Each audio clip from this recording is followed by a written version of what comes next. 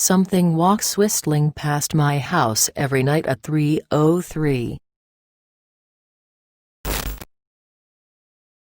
Every night, no matter the weather, something walks down our street whistling softly. You can only hear it if you're in the living room or the kitchen when they walk by, and it always starts at exactly 3:03. The sound starts faint, somewhere near the beginning of the lane near the Carson place. We're towards the middle of the street, so the whistling moves past us before fading away in the direction of the cul-de-sac. When I was younger, my sister and I would sneak into the kitchen some nights to listen. Mom and Dad didn't like that, and we'd catch hell if they found us out there, but they were never too hard on us since we always stuck to the one big rule: don't try to look at whatever was whistling. My neighborhood is a funny place. I've lived here since I was 6 and I love it. The houses are small but well kept, good-sized yards, plenty of places to roam. There are a lot of other kids here my age. I turned 13 back in October. We grew up together and would always play 4 square inches the cul-de-sac or roam around from back porch to back porch in the summer. This was a good place to grow up. I'm old enough to see it. And there's only the 2 strange things here: the night whistling and the good luck. The whistling never bothered me much. Like I said, I couldn't even hear it from my bedroom. But Mom and Dad don't like talking about it, so I've stopped asking questions. My dad is a strong guy, tall and calm. He has an accent since he moved to the US as a kid. His family, my grandparents, they're from the islands. That's what they call it. My dad, the only time he isn't so calm is if the whistler comes up.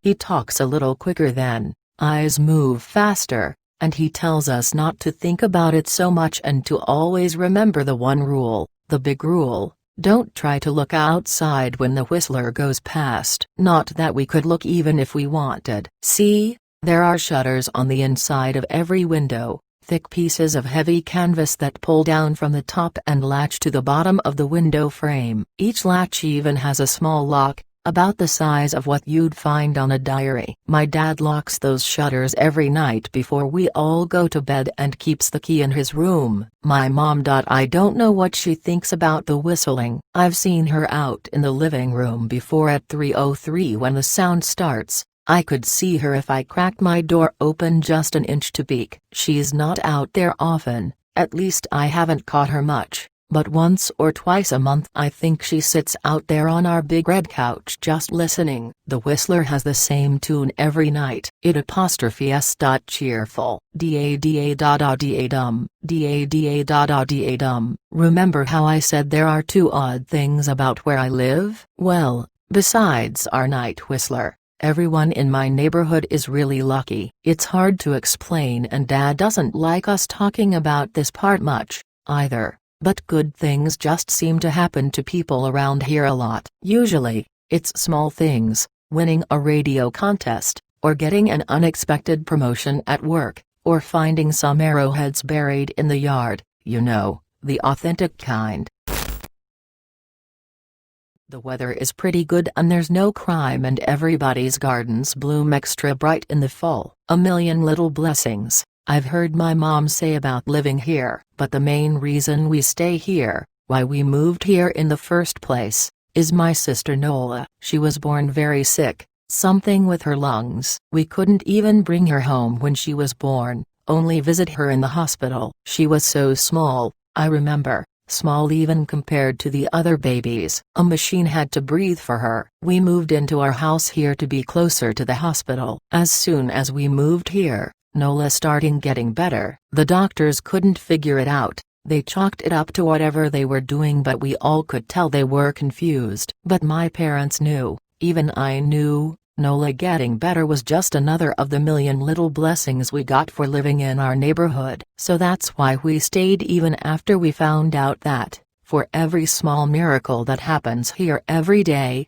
now and then some bad things happen. But they only happen if you look for the whistler. See, Our neighborhood has a welcoming committee. They show up with macaroni casserole and a gift basket and a manila folder whenever someone new moves in. They're very friendly. 4 people showed up when we moved in 7 years ago. The committee made small talk, gave me a Snickers bar, and took turns holding Nola. It was her first week out of the hospital, so they were extra careful. Then the committee asked to speak to my parents in private, so I was sent to my room where I still managed to hear nearly every word. The welcoming committee told my parents about how nice the neighborhood was, really exceptionally hard to explain kind of nice. And then they told my parents about the even harder to explain whistling that happened every morning at 3:03 and ended at the tick of 3:05. The group, our new neighbors, warned my parents that the whistling was quiet,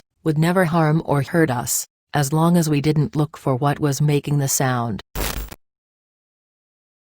This part they stressed, and I pushed my ear into the door straining to hear them. People who went looking for the whistler had their luck change, sometimes tragically. A black cloud would hang over anyone that looked. Anything that could go wrong would. The manila envelope the committee brought over contained newspaper clippings, stories about car crashes and ruined lives, public deaths and freak accidents. Not everyone dies, I heard the head of the committee tell my dad. But the life goes out of them. Even if they live, there's no light in them ever again, no presence. My mom, I could tell she wasn't taking it seriously. She kept asking if this was some prank they play on new neighbors. At one point my mom got angry, accused the committee of trying to scare us out of our new home, asked them if they were racist on account of my dad being from the islands. My dad calmed her down, told her he could tell our new neighbors were sincere and they were just trying to help us. He explained that he grew up hearing these kinds of stories from his mom and that he knew there were strange things that walked among us. Some of those strange things were good and some were bad, but most were just different. After the committee left,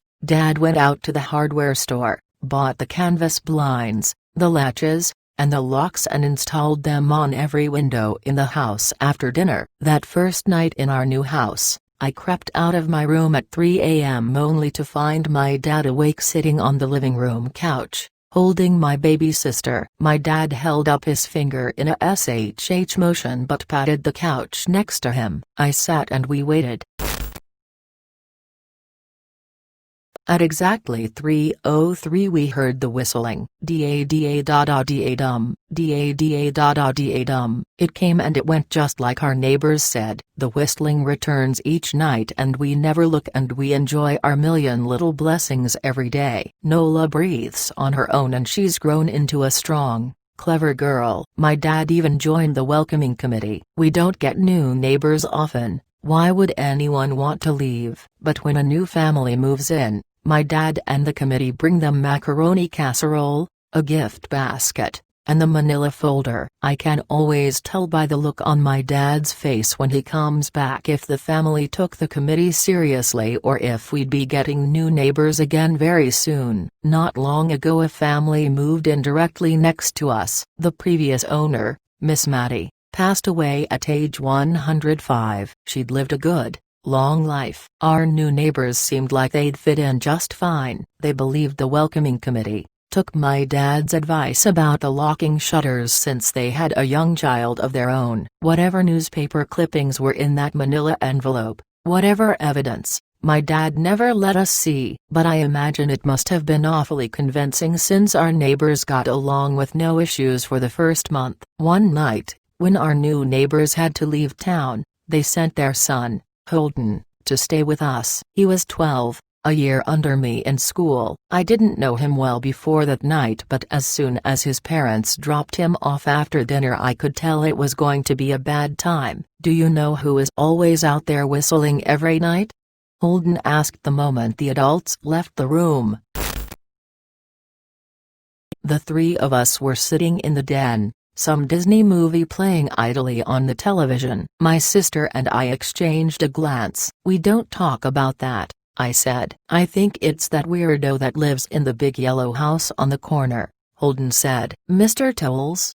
my sister asked. "No way, he's really nice," Holden shrugged. "Must be a psycho killer, then. Nola tensed. "We don't talk about it," I repeated. "Let's go in my room and play Nintendo." We spent the next few hours playing games, eating popcorn and then watching movies. A typical sleepover, but I could see Holden was getting antsy. After my parents had wished us a good night, locked the blinds, and gone to bed, Holden stood up from his bin bag and walked over to where Nola and I were sitting on my bed. "Have you ever even tried looking?" he asked. It's nearly time. Like most sleepovers, we'd conveniently ignored any suggestion of a bedtime. I was shocked to see he was right. It was almost 3 a.m. I sighed. "We don't." "See, I can't even try to look because my dad looks the blinds every night and hides the key," he continued, ignoring me. "So does our dad," said Nola. "No," replied Holden. "No, he doesn't." "You saw him do it," I said, a little sharper than I meant to sound. Holden grinned. "Your dad locks the blinds, yeah, but he doesn't hide the key. He keeps it right on his normal keychain." "So?" I asked, worried I already knew what he would say next. "Because I had noticed that my dad didn't bother hiding the key anymore after all of these years. Because he knew we took it seriously. So, after your dad locked up but before your parents went to bed, I went to the bathroom, and on my way, I may have peeked into their room, and I may have seen your dad's keychain on his nightstand, and I maybe went and borrowed the key to blinds." Nola and I stared and his grin only grew wider. "You're lying," I said. Holden shrugged. "You can check if you want. Just open your parents' door and look, you'll see his keychain right there on the nightstand." "Stay here," I told both of them. "Don't move a muscle." I hurried over to my parents' room but hesitated at the door. If Holden wasn't lying, my dad would be angry. Beyond angry. I was scared thinking about it, but more scared of an open window with the whistler right outside. I opened the door, barely an inch, and looked in, but it was too dark to see. Taking a deep breath, I walked into the room. 2 steps into the dark I froze. The whistling started, and I could hear it clearly. From my parents' room. I never realized, but they must have heard the sound every night since we moved into the house. They never told us. I don't think I could have slept through it. I stood there, listening to the whistling come closer, unsure whether I should turn on a light or call out for my dad. Soft sounds from the living room brought me back to reality. "Nola!" I yelled, running out of my parents' room. Holden and Nola were standing near the front door next to a window. Holden wasn't lying. I could see him fumbling with the lock on one of the blinds. I heard it click. He did have the key. Holden let out a quick laugh. Nola stood next to him, hunched up, afraid but maybe curious. The whistling was right outside our house now. "I think I made a sound," called out. "I can't remember." Time felt frozen. Clock hands nailed to the face. But I found myself moving. I'm not fast, I've never been athletic. Somehow, though, I covered the space between myself and Nola in a moment. My eyes were locked on her, but I heard Holden pull the blind all the way down so it could release. I heard the snap of it start to raise, and I heard the whistling just on the other side of the window. But I had my arms around Nola and I turned us so she was facing away from the window. At the same time, I jammed my eyes shut. The blind whipped open. The whistling stopped. I felt Nola shaking in my arms. "Don't look, okay?" I told her. "Don't turn around." We were positioned so that she was facing back towards the hallway and I was facing the window. My eyes were still closed. I felt her nod into my shoulder. I reached out with the arm not holding Nola and tried to touch Holden. My hand brushed against his arm. He was shaking worse than Nola. "Holden?" I asked. Silence. I reached past him and gingerly felt for the window, eyes still sealed shut. The glass was cold against my fingertips, colder than it should have been for the time of year. I moved my hand up the window, searching for the string to the blind. The glass began to get warmer the further I reached, and there was a gentle hum feeding back into my fingertips. I tried not to think about what might be on the other side of the window. Finally, I touched the string and yanked the blinds shut. I opened my eyes. In the dim light leaking out from the kitchen, I could make out Holden, pale and small, staring at the now closed window. "Holden?" I asked again. He turned towards me and he screamed. Everything became a flurry of motion. Lights sparked to life in the hall, then the living room. My parents' footsteps thudded across the hardwood floor. I didn't turn to look back at them. My eyes were glued to Holden. He was pale, had bit his lips so hard there was a thin red line of blood running down his chin, and he'd wet himself. "What happened?" my dad asked from behind me. I managed to swivel away from Holden and look back. He looked. I'd never seen my dad scared before, but I saw it that night, in that moment, an old, ugly terror stitched on his face. A parent's fear. "Just Holden?" he mouthed to me. I nodded yes. My dad let out a breath. He looked so relieved I nearly expected him to cheer. But then he turned to Holden and my dad's face changed. I wondered if he felt bad for feeling good that Holden was the only one that looked. There was a knock at the door. We all froze. Holden whimpered. "Don't answer it," my mom said.